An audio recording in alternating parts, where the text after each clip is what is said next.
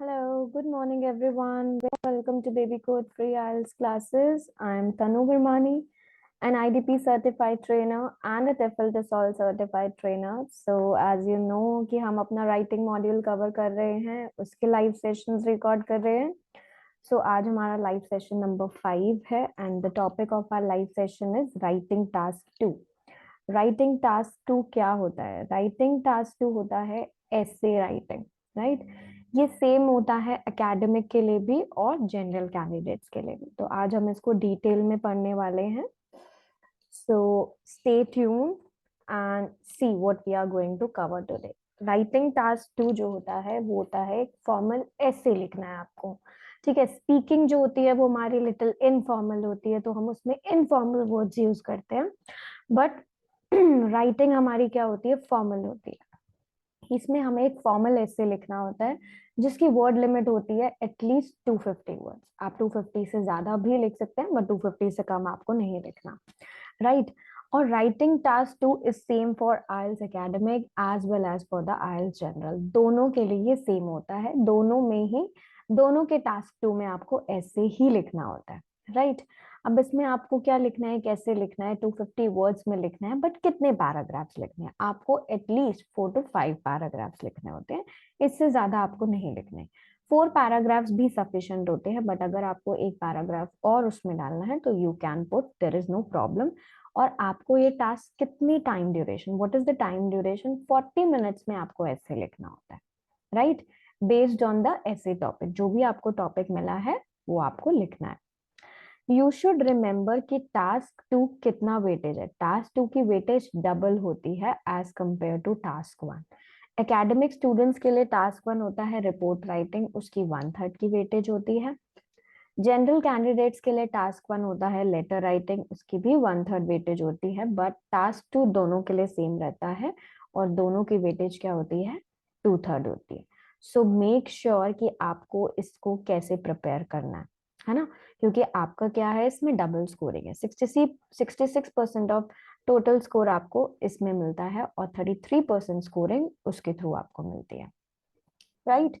Task academic और general दोनों का राइटिंग टास्क सेम होता है, बट जो टॉपिक्स आते हैं जनरल ट्रेनिंग वाले, दैट मींस जनरल आइल्स वाले, वो थोड़े से इजियर होते हैं as compare to the academic. ये डिफरेंस आपने थोड़ा राइटिंग में, रीडिंग में भी देखा होगा कि रीडिंग के पैसेजेस एकेडमिक के थोड़े डिफिकल्ट होते हैं as compare to the general one. अब असेसिंग एलिमेंट्स क्या है, क्राइटेरिया क्या है जिसपे आपकी राइटिंग इवैल्यूएट होती है? मैंने आपको राइटिंग टास्क 1 में भी बताया था कि कैसे कैसे आपका स्कोरिंग होती है. इन 4 पैरामीटर्स के थ्रू होती है. अब राइटिंग टास्क 2 में कैसे ये इंपॉर्टेंट है, हम ये पढ़ेंगे थोड़ा सा डिटेल में. First is task response, second is lexical resources, third is coherence and cohesion, and the fourth one is grammatical range and accuracy.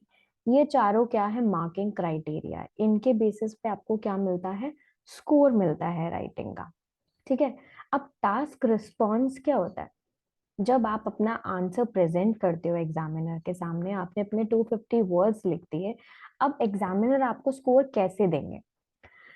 वो इन चारों मार्किंग क्राइटेरिया को देखते हुए आपको स्कोर देते हैं, राइट? आपके नॉलेज के ऊपर कभी आपको स्कोर नहीं मिलता. इन क्राइटेरिया के अकॉर्डिंग आपकी राइटिंग को इवैल्यूएट किया जाता है.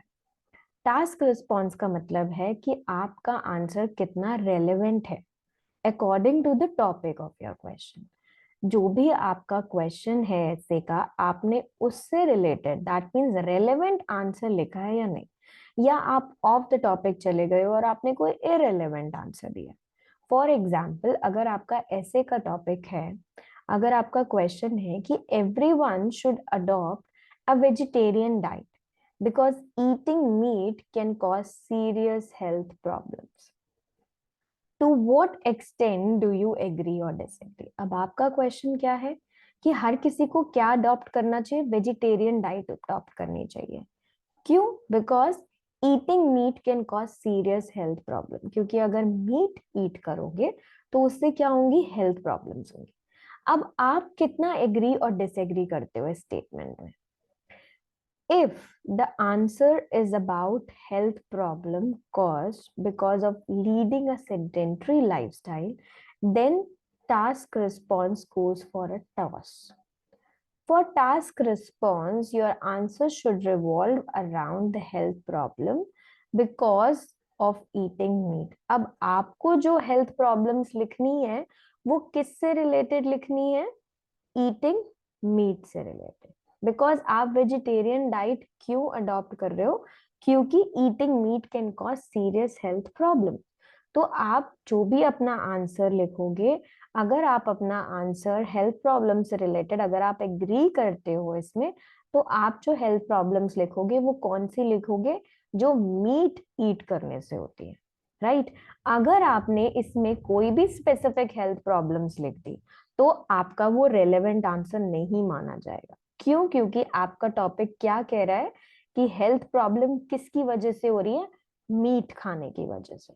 तो आप जो भी हेल्थ प्रॉब्लम्स लिखोगे वो रिलेटेड टू किसके होने चाहिए? Eating meat, right? अगर आप इस स्टेटमेंट से एग्री करते हो तो।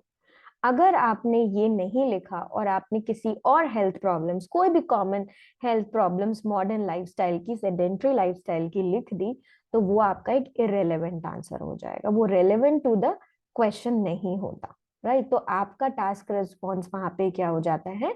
लोअर हो जाता है in score. Getting? Second is lexical resources. अब लेक्सिकल रिसोर्सेज का मतलब होता है वोकैबुलरी, कि आप कैसी वोकैबुलरी यूज कर रहे हो। इस क्राइटेरिया में आपकी वोकैबुलरी, आपने जो भी ऐसे लिखा है, आपकी वोकैबुलरी को चेक किया जाता है। फॉर एग्जाम्पल, अगर आपका सेम क्वेश्चन, ठीक है, आपका आंसर कॉम्प्लेक्स वर्ड्स में होना चाहिए बट राइट कॉन्टेक्स्ट में, ठीक है, your answer should use complex words, that means आप कॉम्प्लेक्स वोकैबुलरी, कॉम्प्लेक्स सेंटेंसेस का यूज कर सकते हो, बट आप यूज जो करो वो राइट कॉन्टेक्स्ट में करो, रॉन्ग में नहीं। फॉर एग्जाम्पल देखो, थ्री स्टेटमेंट्स हैं यहाँ पे। फर्स्ट स्टेटमेंट है, there are number of reasons why we should turn vegan and stop eating meat. ये एक नॉर्मल स्टेटमेंट है। Next statement, there are several reasons why we should turn vegan and stop eating meat. This is average. There are plethora of reasons why we should turn vegan and stop eating meat. अब आप इसमें vocabulary देखो, all three statements are same, just a matter of different words. First statement में number of reasons का use किया गया है, second statement में several reasons का use किया गया है, और third वाले में plethora of reasons. So plethora is not an easy word, or I would say a very common word जिसको आप day to day life में use करते हो, राइट? सो जब हम लेक्सिकल रिसोर्सेज यहाँ पे अच्छी ऐड करते हैं तो हमारा स्कोर क्या होता है? इंक्रीज हो जाता है। आपका सेंटेंस सेम है, लेकिन थर्ड स्टेटमेंट क्यों एक अच्छा स्टेटमेंट है in terms of lexical resources? Because उसमें अनकॉमन वोकैबुलरी का यूज किया गया। Clear? Next is coherence and cohesion. Coherence and cohesion क्या होता है? कोहेरेंस एंड कोहेजन का मतलब होता है कि आपने अपने ऐसे को कैसे ऑर्गेनाइज करा है, क्या आपने लिंकिंग ऑफ वर्ड्स उसमें यूज करे हैं, उसकी organisation, one second third fourth statements कैसे वो ऑर्गेनाइज हो रहे हैं, कैसे वो लिंक हो रहे हैं। तो इस क्राइटेरिया में आपकी ये चीज को इवैल्यूएट किया जाता है। फॉर एग्जाम्पल, आपका क्वेश्चन है, in some countries young people are encouraged to work or travel for a year between finishing high school and starting university studies. अब कुछ कंट्रीज में क्या होता है, यंग पीपल को एनकरेज किया जाता है कि वो वर्क या ट्रैवल के लिए, ठीक है, फॉर अ ईयर, पूरे एक ईयर के लिए। कब जाएं? जब उनका हाई स्कूल फिनिश होने वाला हो और क्या स्टार्ट होने वाले हो? University, that means college level, ठीक है। तो ये उनको क्या किया जाता है? एनकरेज किया जाता है। Discuss the advantages and disadvantages for young people who decide to do this. अब जो यंग पीपल ये चीज डिसाइड कर लेते हैं कि हाँ वो जाएंगे ट्रैवल के लिए या वर्क के लिए, आपको क्या लगता है उनकी क्या एडवांटेजेस हैं और क्या डिसएडवांटेजेस?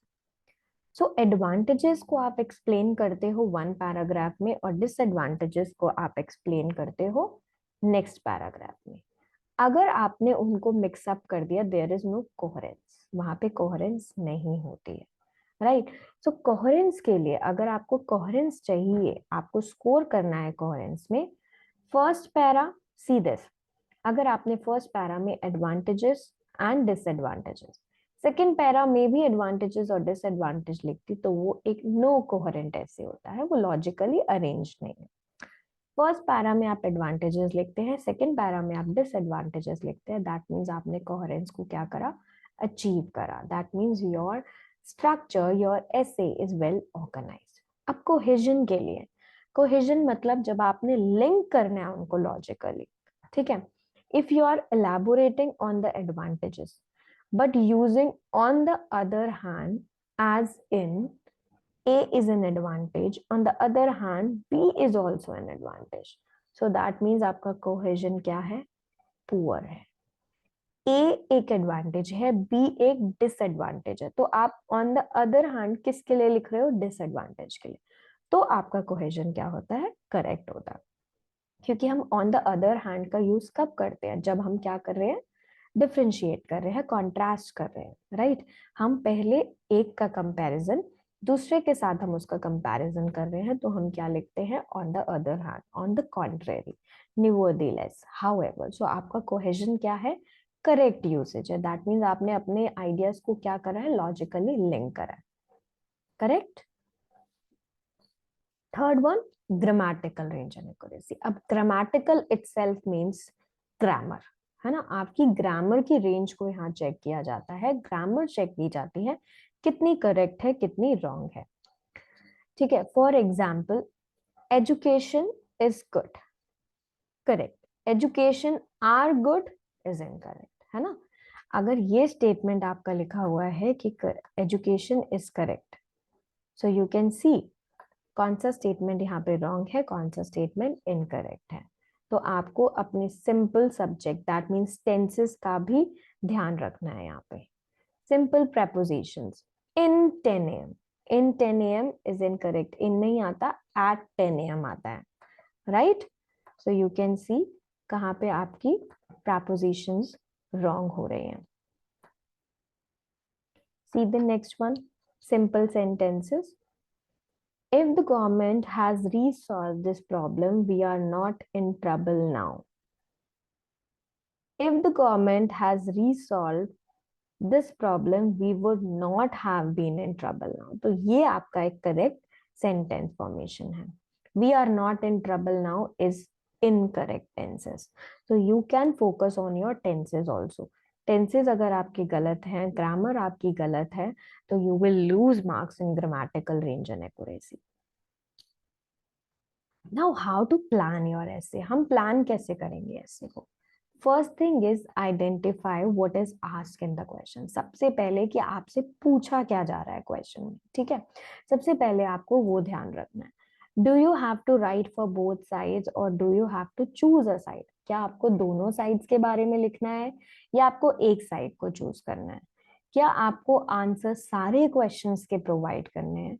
क्या आपको कन्वे करनी है सिर्फ एडवांटेजेस या डिसएडवांटेज, या आपको ओपिनियन भी उसमें प्रोवाइड करना है? ये सब चीजें आपको क्या करनी है, आइडेंटिफाई करनी है अपने क्वेश्चन में। Second thing is brainstorm the main points. Second आपको क्या करना है कि आपको अपने ब्रेनस्टॉर्म करना है, अपने मेन माइंड्स को सोचना है कि अब आप क्या लिखने वाले हो मेन पॉइंट्स में। Third is construct your paragraphs. अब आपको क्या करना है, अपने पैरास को कंस्ट्रक्ट करना है। गैदर करो अपने सपोर्ट पॉइंट्स को for your central idea of each paragraph, कि आप फर्स्ट पैरा में कौन सी एडवांटेज लिखने वाले हो और सेकंड पैरा में कौन सी एडवांटेज लिखने वाले हो, और उसको सपोर्ट करने के लिए आप कौन से स्टेटमेंट्स को लिखने वाले हो। Fourth is check your task response. अब आप चेक करो कि नंबर ऑफ क्वेश्चंस जो आपसे पूछे गए हैं, क्या आपने उन सबका आंसर लिखा? क्या आपको साइड चूज करने के लिए बोला गया था तो आपने साइड चूज करी? क्या आपने अपने पैराग्राफ्स में फोकस करा है उस सेंट्रल टॉपिक पे, उस आइडिया पे? क्या आपने जो आइडियाज लिखे हैं उसके सपोर्टिंग पॉइंट्स और आंसर्स आपने लिखे हैं? Remember, you are not being assessed on your knowledge. आपकी यहाँ पे नॉलेज को असेस नहीं किया जाता, but ability to put your thoughts through in an essay using English language को चेक किया जाता है, ठीक है। Although relevancy is one of the factors you are assessed on, कि आपने जो आंसर लिखा है वो रेलेवेंट है कि नहीं, right. It is not the only factor. Do not spend too much time on making the content perfect. आपको वो नहीं करना, आपको क्या करना है, अपने इन 4 फैक्टर्स को ध्यान रखना है। Now, what are the types of question that comes in your writing task too? Common types of essay होते हैं, direct questions होते हैं, discussion, advantages, disadvantages, solutions, opinion based question. So ये सारे types के question आते हैं. First is opinion essay. अब opinion essay क्या होता है? Opinion essay is an essay in which you have to explain the given topic based on the opinion that you have regarding the topic. आपको एक topic दिया जाता है, आपको उसके ऊपर क्या करना है, अपने ओपिनियन को डिस्क्राइब करना है, बताना है, अपने ओपिनियन को एक्सप्लेन करना है, आपको अपना ओपिनियन देना है उस पर। ठीक है, तो कैसे आप प्लान करते हो ओपिनियन ऐसे को? You have to read the question. सबसे पहले आप क्वेश्चन को रीड करोगे और क्या करोगे, एक साइड को पिक करोगे। ठीक है, और अपना क्या दोगे, ओपिनियन दोगे। जब आपने फिगर आउट कर लिया why you have that opinion, सोचो कि आपने ये ओपिनियन क्यों लिया। ठीक है, कोई रीजन तो होता है ना हमारा उस साइड को चूज करने का। अगर हमने उसको चूज करा तो हमने क्यों चूज करा, और अगर हमने उसको चूज नहीं करा तो हमने उसको चूज क्यों नहीं करा। सो ये आपको फिगर आउट करना है। जब आप इस चीज को फिगर आउट कर देते हो, so you know the reasons behind your opinion. जब आपको पता है कि मैंने इस साइड को इसलिए चूज करा, तो वो जो रीजंस हैं वो आपके क्या होते हैं, पॉइंट्स होते हैं, सपोर्टिंग पॉइंट्स और द मेन आइडिया। ठीक है, तो उनको आपको क्या करना है, लिस्ट आउट करना है। उन रीजंस को आप लिस्ट आउट करो और एग्जाम्पल दो साथ में कि आपने क्यों ऐसा चूज करा। For example, many people say that the only way to guarantee a good job is to complete a course in university education. Other claims that it is better to start work after school and gain experience in the world of work. How far do you agree or disagree with the above view? अब कुछ लोग क्या बोलते हैं, many people वो ये believe करते हैं कि अगर आपको गारंटी एक अच्छी जॉब चाहिए तो आपको क्या करना है, एक कोर्स कंप्लीट करना है यूनिवर्सिटी से, राइट। बाकी लोग क्या बिलीव करते हैं, दे बेटर बिलीव कि नहीं, they should start their work after school, कि स्कूल के बाद वो क्या करे, अपना काम स्टार्ट कर दे और एक्सपीरियंस गेन करे। ठीक है, एक्सपीरियंस गेन करने से उनको लगता है कि नहीं ऐसे अच्छा काम चल जाएगा। So how far do you agree और डिसएग्री, आप कितना एग्री और डिसएग्री करते हो इस स्टेटमेंट से? तो आपको क्या करना है, give reason for your answer, include relevant examples, and then you have to write for at least 250 words. हम डिटेल में कि कैसे हमें आंसर को प्लान करना है ये हम अपने नेक्स्ट सेशन में जरूर करने वाले हैं। नाउ सी द ऐसे टॉपिक्स, ये कुछ ऐसे टॉपिक्स हैं ओपिनियन ऐसे के। First one is, in the future it seems more difficult to live on the earth. Some people think more money should be spent on researching other planets to live, such as Mars. To what extent do you agree or disagree? तो आप कितना agree or disagree करते हो, you can see here. See the next question also. Third one also, do you agree or disagree? And fourth one is also, do you agree or disagree? So these are all opinionated based answer कि आपको बताना है आप agree करते हो या disagree करते हो. Okay, you can read all the questions. I'm giving you few seconds.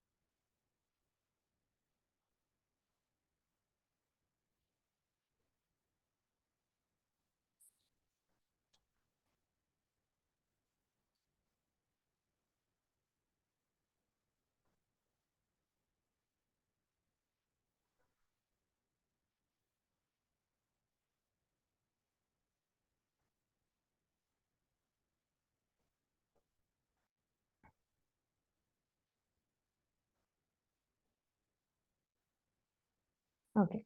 Now let's see the second one, discussion essay. अब discussion essay क्या होता है? डिस्कशन ऐसे में topic along with the two opposing statements are given. आपको दो opposing statements मिलती है यहाँ पे, आपको डिस्कस करना है उन दोनों स्टेटमेंट्स को और क्या करना है अपने सपोर्टिंग पॉइंट्स के साथ। ठीक है, आपको सपोर्टिंग पॉइंट्स भी देने हैं उन स्टेटमेंट्स के लिए। Do not give your opinion unless it is asked. आपको तब तक अपना ओपिनियन नहीं देना जब तक वहां पे पूछा ना जाए। आप इसको कैसे प्लान करोगे? सबसे first thing, you have to read the question properly. आपने अपने क्वेश्चन को रीड करा, understand if you have to got to give an opinion, आपको ओपिनियन देना है या नहीं देना। If you don't, think about the main ideas revolving around both elements. अगर देखो, सबसे पहले रीड करना है क्वेश्चन को, understand if you have to give an opinion. If you don't, think about the main ideas revolving around both statement. दोनों statements के बारे में सोचो कि फर्स्ट स्टेटमेंट को आप कैसे सपोर्ट करोगे, सेकेंड को आप कैसे सपोर्ट करोगे। If you do, think about the opinion and the main ideas link to that opinion. और अगर आपको ओपिनियन बोला गया है तो आप अपना ओपिनियन भी दोगे और देन अपने आइडियाज को कैसे लिंक करोगे। Ponder on the supporting points and example related to the main ideas. अब आपको क्या करना है, अपने सपोर्टिंग आइडियाज को, पॉइंट्स को क्या करना है, पॉन्ड करना है, राइट। और उसके बाद क्या करना है, एग्जाम्पल्स को ऐड करना है। See the question. Some people prefer to directly help or support people who need it in the local community. However, other prefers to give money to national or international charities. अब कुछ people क्या prefer करते हैं, they prefer कि नहीं, directly help होनी चाहिए, support होना चाहिए लोगों को जो लोकल कम्युनिटी में जिनको नीड है। बट बाकी लोग क्या प्रेफर करते हैं कि नहीं, मनी किड्स को देनी चाहिए नेशनल या इंटरनेशनल चैरिटीज में। अब आपको दोनों साइड्स को डिस्कस करना है और अपना ओपिनियन भी देना है। ओपिनियन देते हुए आपको क्या करना है, अपने आइडियाज को सपोर्ट करना है। तो फर्स्ट स्टेटमेंट में आप फर्स्ट सपोर्टिंग पॉइंट्स को डिस्कस करोगे कि कैसे आपको हेल्प करनी चाहिए टू द लोकल कम्युनिटी, ठीक है, जिनको नीड है पैसों की। और सेकंड में आप ये भी डिस्कस करने वाले हो कि नेशनल और इंटरनेशनल चैरिटीज को कैसे पैसे देने चाहिए, right. Now see few examples. Discussion essay के examples are here on my screen. See.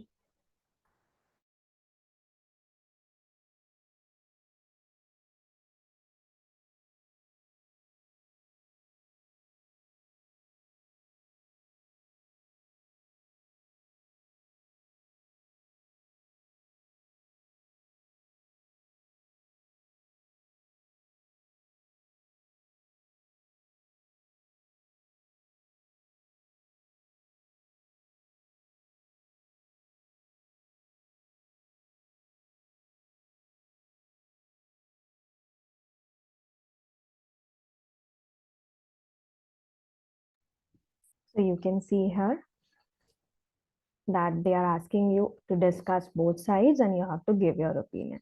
Sometimes there can be a question जब आपको discuss करना होगा both sides को but opinion नहीं देना होगा, right? There are few examples. Let's move forward and talk about advantage और डिसएडवांटेज ऐसे। अब एडवांटेज और डिसएडवांटेज ऐसे क्या होते हैं, इन दिस टाइप ऑफ ऐसे आपको एक टॉपिक दिया जाता है और आपको क्या बोला जाता है कि आपको उसके फॉर और अगेंस्ट के बारे में लिखना है, राइट। आपको उसकी पॉजिटिव साइड और उसकी नेगेटिव साइड्स लिखने हैं। However sometimes you may be asked to state your opinion also. कभी कभी आपको आपके ओपिनियन के बारे में भी बोला जाता है कि you have to write. Such cases you should use another body paragraph to explain your opinion. तो इसमें आप क्या कर सकते हो, एक नेक्स्ट पैरा बना के, दैट मीन्स 4 के बजाय 5 पैरा बना के अपने आंसर को क्या कर सकते हो, स्टेट कर सकते हो। Now how to plan this ऐसे, read the question properly, understand कि आपको ओपिनियन दिया गया है कि नहीं, ठीक है। अगर पूछा गया है तो आप ओपिनियन को लिखोगे। Make a list of advantage, advantages की लिस्ट बना लो, एटलीस्ट 2 एडवांटेजेस, 2 डिसएडवांटेजेस जो आप अपने ऐसे में लिखने वाले हो। Make a list of points supporting each advantage और डिसएडवांटेज। कौन कौन से पॉइंट सपोर्ट करने वाले हैं वो भी आपको लिखना है। अगर आप ओपिनियन लिख रहे हो तो मेक श्योर आपके पास वो रीजन होने चाहिए अपने ओपिनियन को सपोर्ट करने के लिए, आपका आंसर रेलेवेंट होना चाहिए, right. For example, some people think that youngsters should be required to do unpaid work helping people in the community. अब क्या बोला जाता है, कुछ लोग क्या बिलीव करते हैं कि यंगस्टर्स क्या करें, they are required to do unpaid, वो अनपेड वर्क करें, क्यों, हेल्प करें लोगों को कम्युनिटी में। Are disadvantages of this requirement greater than the benefits for the community and individual? अब इसकी जो डिसएडवांटेजेस हैं इस रिक्वायरमेंट की, क्या वो ज्यादा है बेनिफिट से कम्युनिटी और इंडिविजुअल के? So again you have to write about advantages and the disadvantage. आपको दोनों को प्लान करना है और सपोर्ट करना है. See some examples for advantage and disadvantage. First question also says benefits and drawbacks, so advantage disadvantage. Second question में भी आपको advantages और disadvantages बतानी है. Third question also says advantage and disadvantage. You need not to write your opinion here. Fourth and fifth में भी आपको advantages and disadvantages. तो जिसमें आपसे आपका opinion पूछा जाएगा you will write. नहीं पूछा गया तो आप अपना opinion यहाँ पे नहीं describe करोगे. Okay. Next is solution essay. Now solution essay क्या होता है, आपको टॉपिक दिया जाता है नॉर्मल प्रॉब्लम्स और इश्यूज से रिलेटेड जो लोग फेस करते हैं, and you will ask to give a solution. आपको प्रॉब्लम्स और इश्यूज दिए हैं, अब आपको क्या लिखना है, सॉल्यूशन लिखना है उसके लिए. Sometime the question may be why this particular issue happen, कि ये इशू हुआ क्यों, and you may be ask to give your opinion based on that issue. तो आपको कभी कभी ओपिनियन भी लिखना होता है. ठीक है. प्रॉब्लम सॉल्यूशन भी आ जाता है, कॉज एंड सॉल्यूशन भी आ जाता है, कॉज एंड इफेक्ट भी आ जाता है. इट डिपेंड्स, आपको अपने क्वेश्चन को आइडेंटिफाई करना है. Make a list of problem related to the topic given. 2-3 problems can be taken up. आप 2 से 3 प्रॉब्लम्स को यहाँ डिस्क्राइब कर सकते हो, राइट. और प्रॉब्लम्स बना लो कि हाँ ये टॉपिक्स हैं, ये 2-3 प्रॉब्लम्स है जिसको आप क्या करने वाले हो, डिस्क्राइब करने वाले हो. Solutions to these problems should be address. और आपको क्या करना है, उनके सॉल्यूशंस लिखने. जो प्रॉब्लम आपने लिखी है आप उसी का क्या लिखोगे, सॉल्यूशन भी लिखोगे. ऐसा नहीं कि प्रॉब्लम आपने कुछ और लिख दी, सॉल्यूशन किसी और चीज का. No. Construct your paragraph in such a way that problems आपने एक पैराग्राफ में लिखी और सॉल्यूशन आप अदर पैराग्राफ में लिख रहे हो. ठीक है. Example, people do not feel safe either at home और व्हेन दे आर आउट. अब लोग सेफ फील नहीं करते चाहे वो घर पर हो या बाहर हो. क्या कॉजेज हैं इसके, और जो कॉजेज हैं तो अब ये बताओ सॉल्यूशंस क्या है. So you have to write causes and you have to write solution, कि लोग क्यों सेफ नहीं है घर पे भी और बाहर. They do not feel safe, क्यों फील सेफ नहीं फील करते वो घर पे या फिर बाहर. See the some of the questions for solution essay. First question में भी देखो what problem does this cause, causes लिखने और solution. Second question may be what is the main cause and solution. Third question may be causes and solution. Fourth question, what do you think are the causes of these problem? क्या causes हैं इन problem के, and what measures means again क्या solution है, आप क्या कर सकते हो इसको solve करने के लिए. नेक्स्ट इज डायरेक्ट क्वेश्चन ऐसे. अब डायरेक्ट क्वेश्चन ऐसे को हम डबल क्वेश्चन ऐसे भी बोलते हैं, 2 पार्ट क्वेश्चन ऐसे भी बोलते हैं. These essay are slightly difficult when compared to other type of essay. थोड़े से difficult होते हैं क्योंकि यहाँ पे आपको as you won't be given a direct task but some general questions दिए होते हैं, और based on these questions आपको क्या करना होता है, आंसर करना होता है अपने essay को. ठीक है. तो ये क्वेश्चन, ये वाले टॉपिक्स थोड़े से डिफिकल्ट होते हैं. तो आपको इसको प्लान कैसे करना है, सबसे पहले read the given question, focus on each question separately. यहाँ पे मोस्टली आपको 2 to 3 क्वेश्चन मिलते हैं. मेजोरिटी ऑफ द टाइम आपको 2 क्वेश्चन के आंसर देने होते हैं. Figure out an answer for each question. अब आपको आंसर ढूंढना है उस क्वेश्चन के लिए कि आप इसमें आंसर क्या लिखने वाले हो. These answer should have main point, supporting points भी होने चाहिए, एग्जाम्पल भी हो सकते हैं.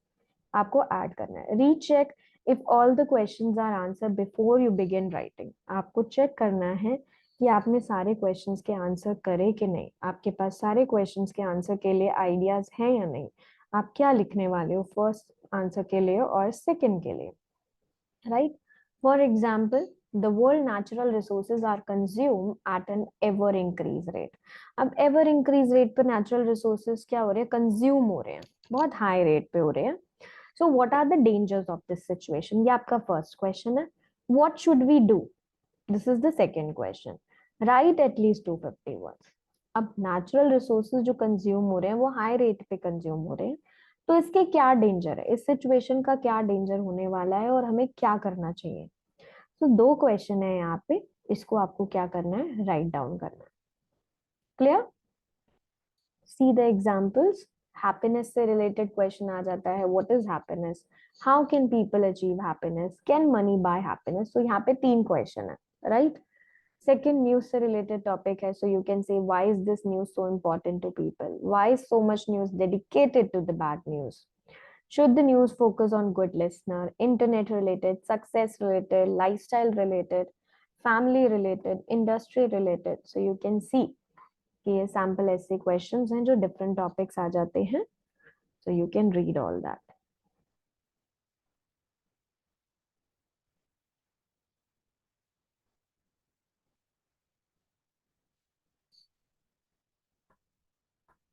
Next is writing topics. आप इन टॉपिक्स को हमेशा ध्यान रखना. Apart from the baby code application में आपको ये टॉपिक्स प्रोवाइड कर रही हूँ. ये टॉपिक्स बहुत इंपॉर्टेंट रहते हैं. Family related, newspaper related, news on internet, families, environment, internet, news media, traffic, transportation, communication, crime. So remember that these are important topics from the exam point of view.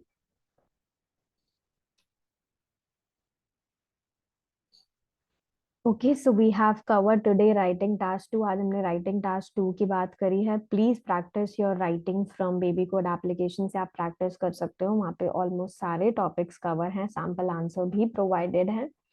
And do practice every day. जब तक आप writing की practice नहीं करोगे, you won't be able to get higher band scores. आप average 5, 5.5 पे ही stuck रह जाओगे. 7 क्रॉस नहीं करोगे. Check out our live session on YouTube. YouTube पे भी सेशन को देख सकते हो. बेबी कोड की ऐप में भी दे सकते हो. प्लीज प्रोवाइड योर कमेंट्स, दो स्टार रेटिंग दो, सो दैट आई नो कि आपने सेशन देखा, आपको अच्छा लगा और आपने प्रैक्टिस करी. अगर आपको कोई क्वेरी है तो आप उसी सेशन के नीचे कमेंट में लिख सकते हो. I will reply to that comment. मैं उसका जरूर रिप्लाई करूंगी, रिवर्ट बैक करूंगी.